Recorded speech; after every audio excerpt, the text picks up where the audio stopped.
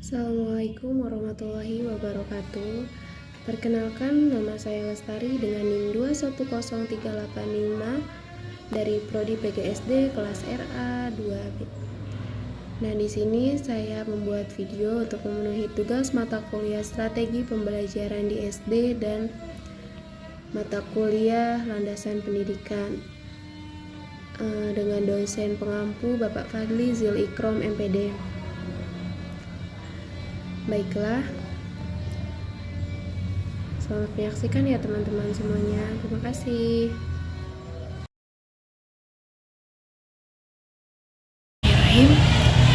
Baiklah, materi yang pertama yang akan saya sampaikan yaitu dari mata kuliah strategi pembelajaran di SD, dengan materi yang akan saya bahas yaitu model-model belajar dan rukun model mengajar. Yang pertama ada model-model pembelajaran. Sebagai guru, Anda dapat merencanakan berbagai program pembelajaran seperti program individual di dalam kelas agar setiap anak belajar sendiri-sendiri dalam jangka waktu tertentu.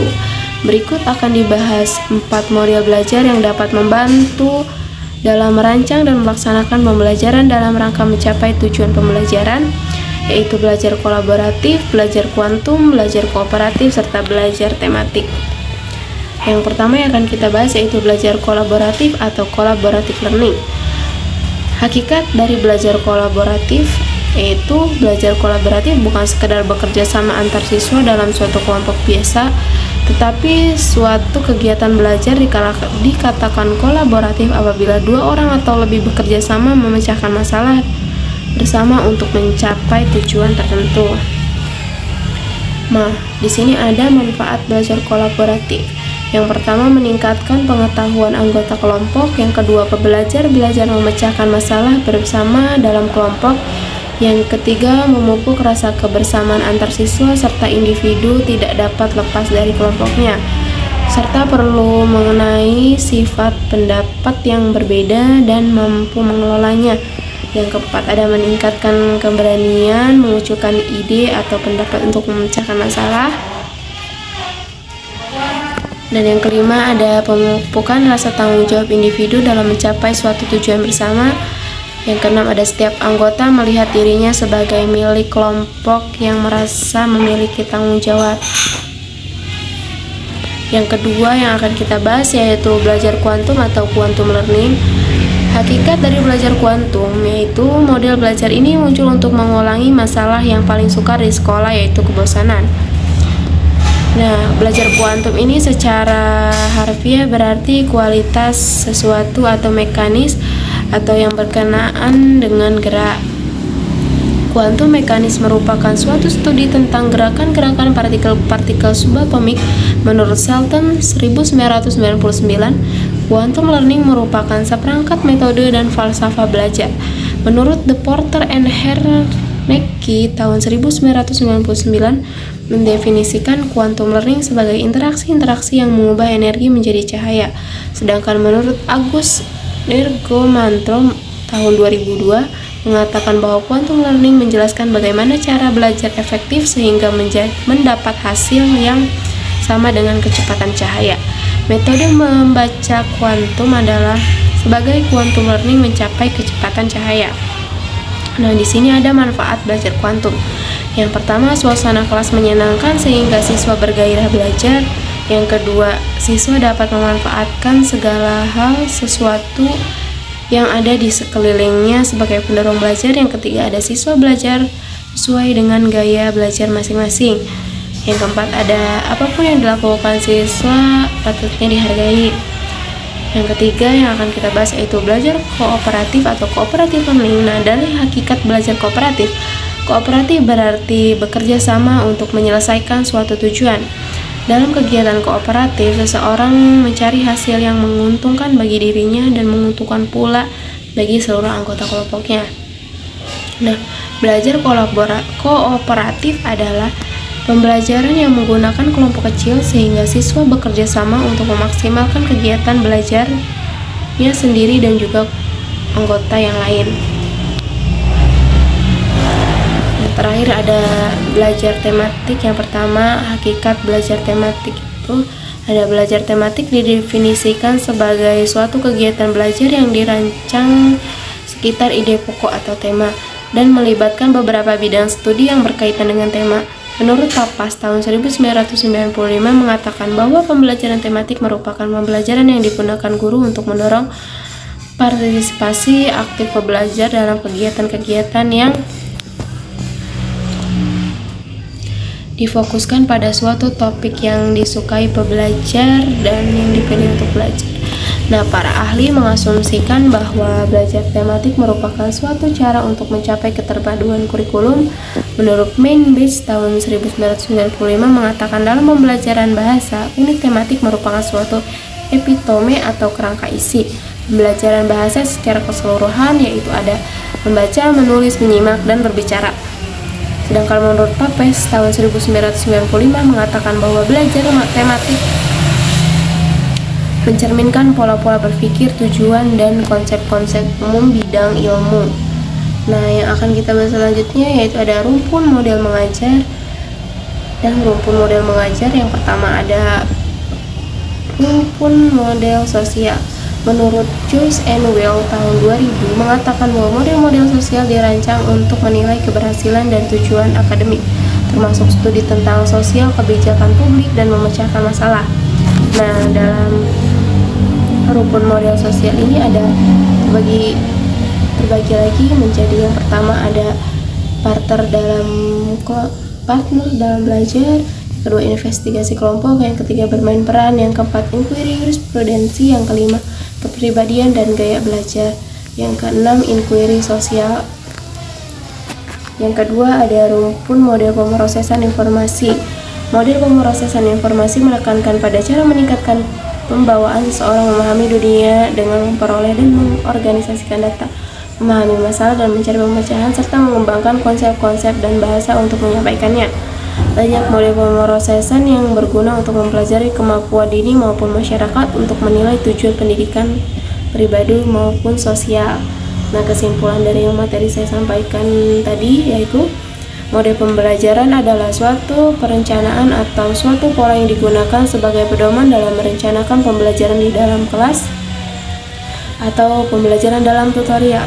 Nah, ada 4 model belajar yang dapat membantu dalam merancang dan melaksanakan pembelajaran dalam rangka mencapai tujuan pembelajaran, yaitu ada belajar kolaboratif, pembelajaran kuantum, dan belajar kooperatif, serta belajar tematik.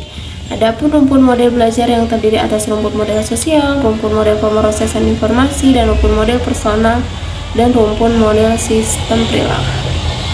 Nah, cukup sekian dari materi yang tadi saya sampaikan. Dilanjut dengan materi yang kedua. Makasih.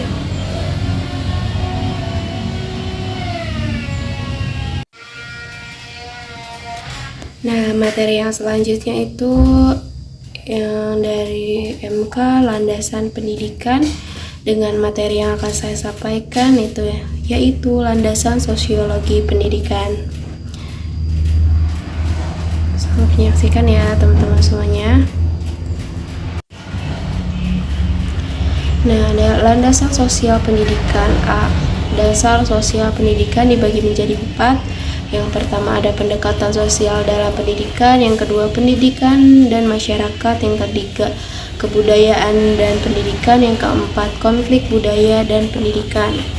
Yang pertama ada pendekatan sosial dalam pendidikan. Lembaga pendidikan tidak pernah berada di dalam kehampaan sosial atau social vacuum. Lembaga pendidikan mempengaruhi dan dipengaruhi oleh masyarakat. Apabila lembaga pendidikan bergerak secara dinamik, maka masyarakat akan berkembang secara dinamik dan sebaliknya.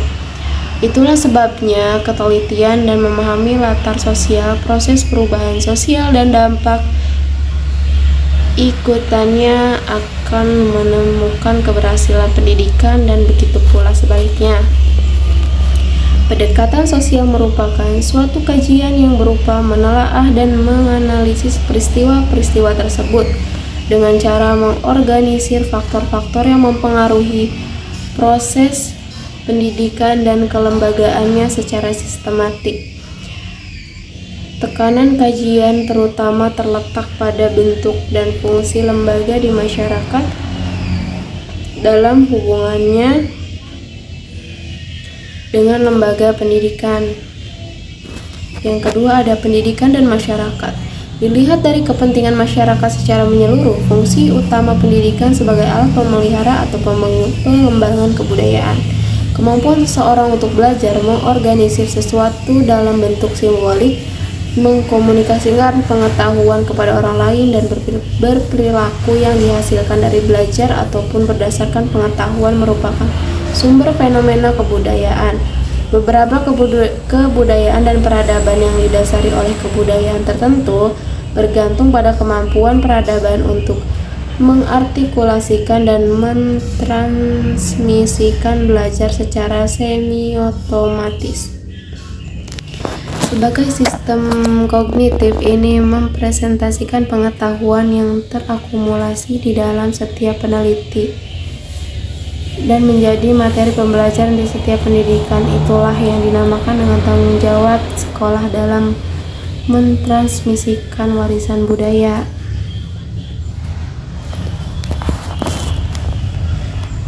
Yang ketiga ada kebudayaan dan pendidikan. Sebagaimana telah dijelaskan bahwa kebudayaan itu mencakup tata nilai, kepercayaan dan norma-norma yang berlaku dan diwariskan oleh masyarakat bagi suatu generasi ke generasi berikutnya. Bagi masyarakat atau bangsa yang terdiri dari banyak suku dan masing-masing memiliki kebudayaan sendiri-sendiri, mereka juga memiliki pola alkulturasi dan enkulturasi. Enkulturasi merupakan proses menjadikan individu agar sanggup menyesuaikan diri dengan lingkungan. Sementara itu, akulturasi itu merupakan proses penerimaan unsur budaya asing tanpa menyebabkan hilangnya identitas budayanya sendiri. Nah, apabila beberapa suku tersebut berkumpul di dalam suatu lembaga pendidikan, seringkali kelompok minoritas dalam lembaga pendidikan tersebut mengalami kesulitan dalam menyesuaikan diri terhadap kelompok mayoritasnya. Akibatnya terjadi masalah tersendiri bagi pendidik, terutama yang memanfaatkan proses enkulturasi dan alkulturasi dalam waktu yang sama. Secara yuridis, kelompok kesukuan itu mendapatkan perlakuan yang sama dalam segala hal. Akan tetapi kelompok-kelompok itu dikumpulkan ke dalam suatu lembaga pendidikan. Mereka umumnya tidak mau segera saling membuka diri antar kelompok dari suku atau dengan suku lainnya.